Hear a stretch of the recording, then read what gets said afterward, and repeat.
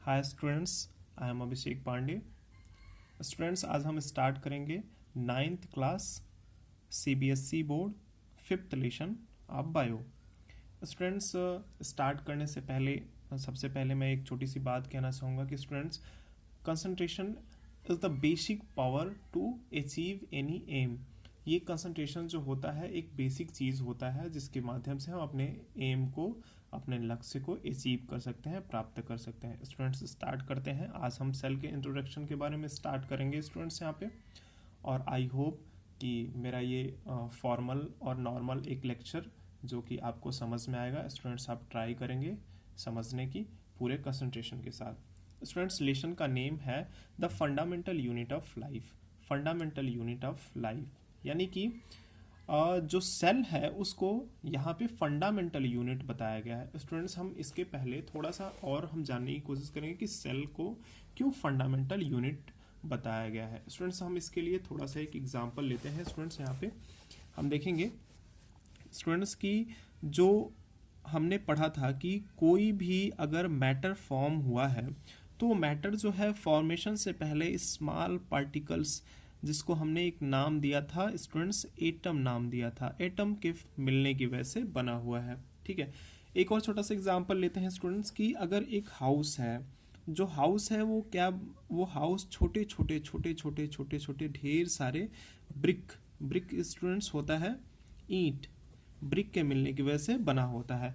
ये ब्रिक क्या होता है, एक इसका बेस होता है। किसका बेस होता है स्टूडेंट्स? हाउस का बेस होता है।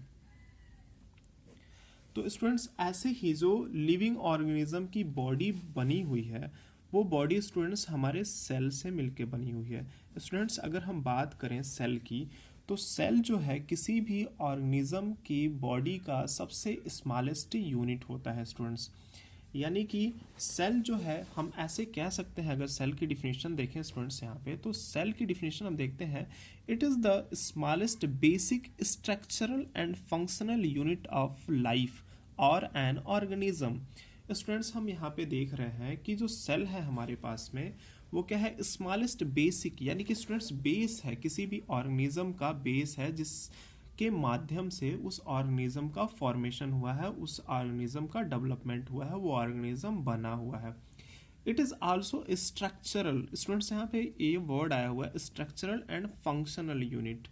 जो भी स्ट्रक्चर प्रोवाइड होता है वो सेल के माध्यम से होता है स्टूडेंट्स। और जो भी फंक्शन होते हैं बॉडी में, मेटाबॉलिक फंक्शन होते हैं, जैसे कि हमारा डाइजेशन हो गया, रिस्पायरेशन हो गया, रिप्रोडक्शन हो गया, सर्कुलेशन हो गया, एक्सक्रीशन हो गया, ये जितने भी प्रोसेस हैं स्टूडेंट्स, ये सब के सब प्रोसेस जो है वो सेल के ही माध्यम से, सेल के ही रीजन से क्या होते हैं, वो कंप्लीट होते हैं। यानी एक अगर एक छोटा सा बात कहा जाए स्टूडेंट्स की जो भी मतलब ये फंक्शन कंप्लीट हो रहे हैं हमारी बॉडी के अंदर, वो कहीं ना कहीं उसके लिए रिस्पॉन्सिबल स्टूडेंट्स हमारे सेल है।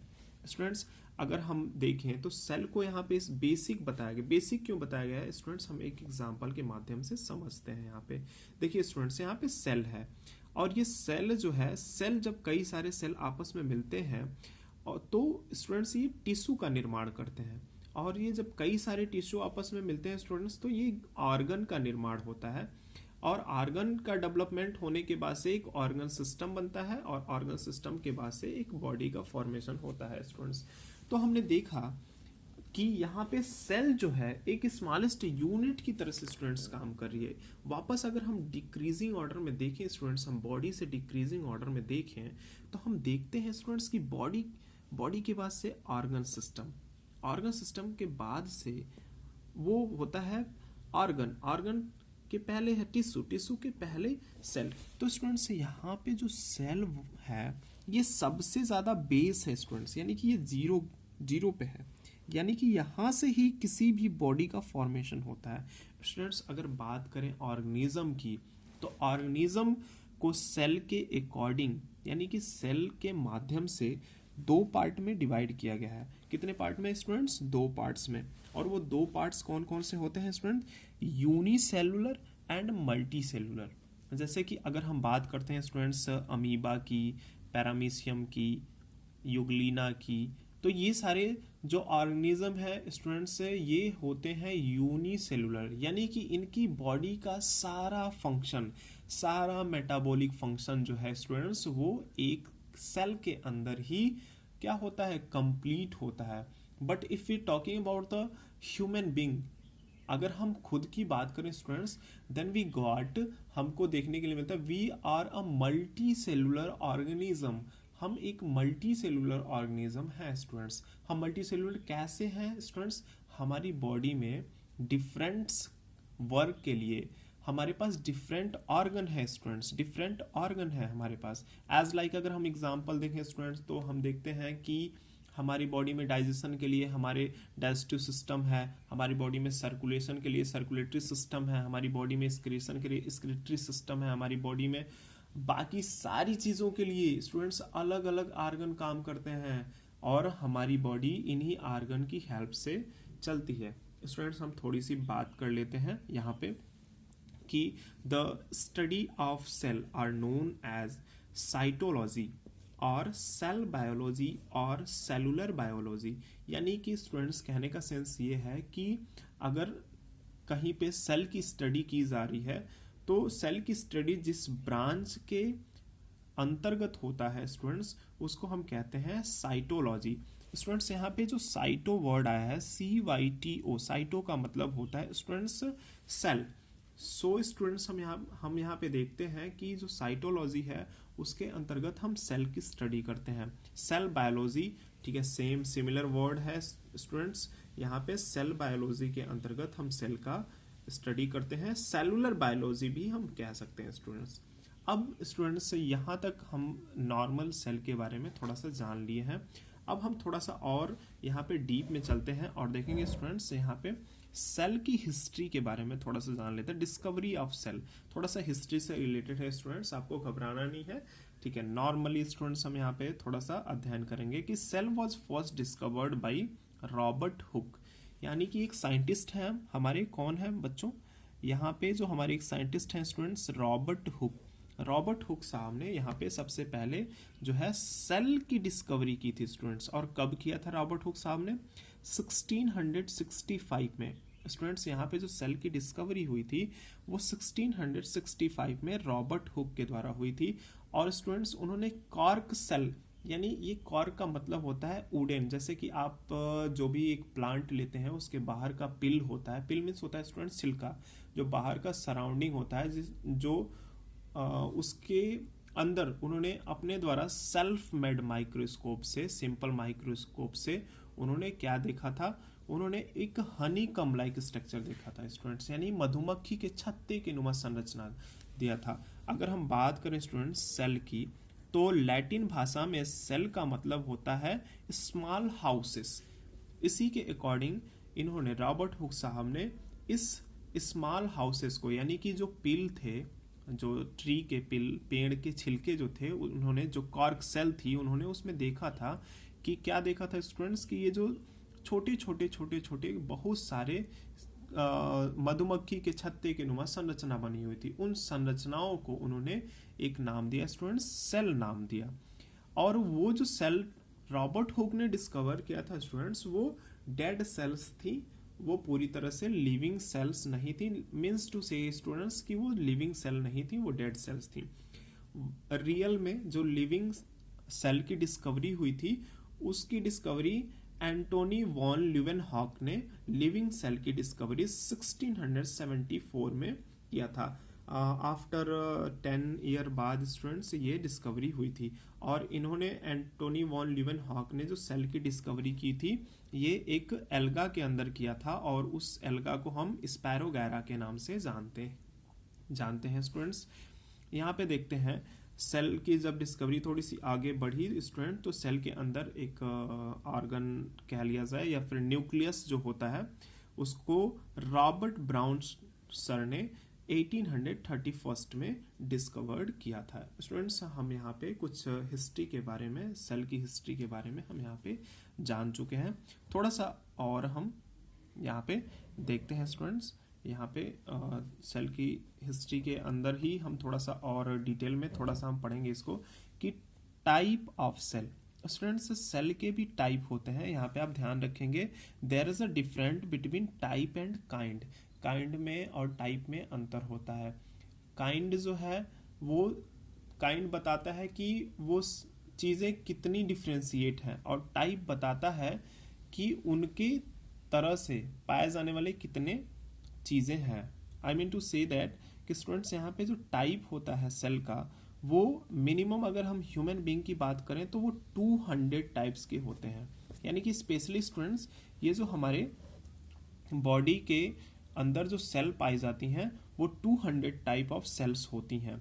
लाइक एज हम देख सकते हैं ओवम, ठीक है, blood cells, fat cells, sperm cell, muscle cells, it is students. हम यहाँ पे थोड़ा सा स्ट्रक्चर देख लेते हैं स्टूडेंट्स।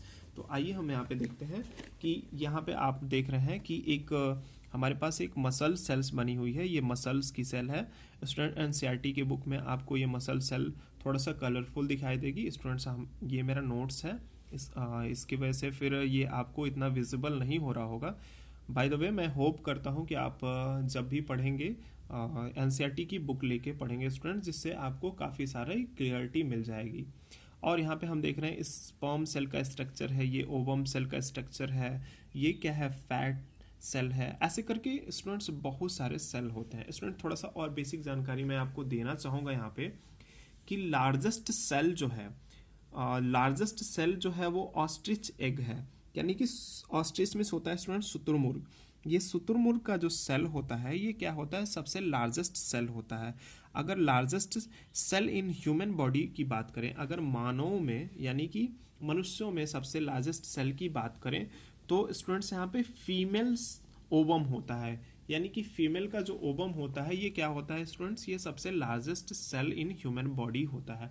स्टूडेंट्स अगर ह्यूमन, एक चीज़ देखिए स्टूडेंट्स यहाँ पे छूट रहा है, अगर हम बात करें कि सबसे longest, not largest, longest cell, तो लॉन्गेस्ट सेल जो स्टूडेंट्स होता है वो हमारी बॉडी के अंदर, ह्यूमन बॉडी के अंदर नर्व सेल्स होती हैं। Nerve cells students, nerve cells जो होती हैं हमारी बॉडी के अंदर सबसे लॉन्गेस्ट सेल होती हैं स्टूडेंट्स। नॉट लार्जेस्ट, ध्यान दीजिएगा, इट्स लॉन्गेस्ट स्टूडेंट्स। तो हमने देखा कि जो लॉन्गेस्ट सेल है ह्यूमन बॉडी में वो क्या है, ह्यूमन बॉडी में जो लॉन्गेस्ट सेल है वो नर्व सेल है।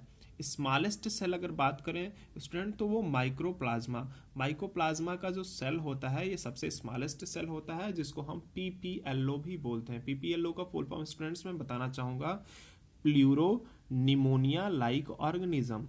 Students once I repeat it, pleuro pneumonia like organism.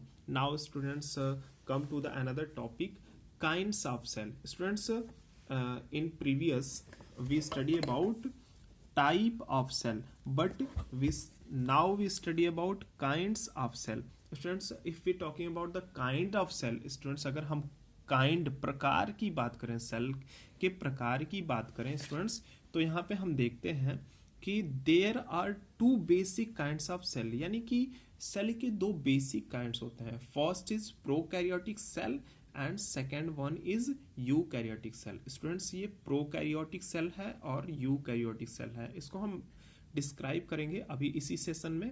कुछ देर के बाद से थोड़ा सा डिटेल में डिस्क्राइब करेंगे। शॉर्ट में मैं बता देना चाहता हूँ स्टूडेंट्स, यहाँ पे एक वर्ड आया हुआ है दोनों में, प्रोकैरियोट्स में भी एंड यूकैरियोट्स में भी, दोनों में एक वर्ड आया हुआ है जिसका नाम है कैरियोट्स। स्टूडेंट्स स्पेलिंग एक बार रीड करेंगे, KARYOTIC, KARYOTIC, कैरियोट्स। दोनों में कैरियोट वर्ड आया हुआ है स्टूडेंट्स। यहाँ पे कैरियोट वर्ड का जो मतलब है स्टूडेंट्स, एक्चुअल में इसकी मीनिंग होती है स्टूडेंट्स न्यूक्लियस। मीन्स सेल के अंदर पाया जाने वाला जो न्यूक्लियस होता है उसको हम अगर एक लैटिन भाषा में बात करें स्टूडेंट्स तो इसको कैरियोट बोलते हैं स्टूडेंट्स। कैरियोट का मतलब होता है न्यूक्लियस। स्टूडेंट्स हमने यहाँ पे देखा कि जो अभी तक हमने स्टडी किया उसमें सेल एक्चुअल में क्या है, ये नॉर्मल सेल का इंट्रोडक्शन था। अगले सेशन में स्टूडेंट्स हम बात करेंगे स्ट्रक्चर ऑफ सेल के बारे में, कि सेल का जो स्ट्रक्चर होता है वो बेसिकली कैसा होता है।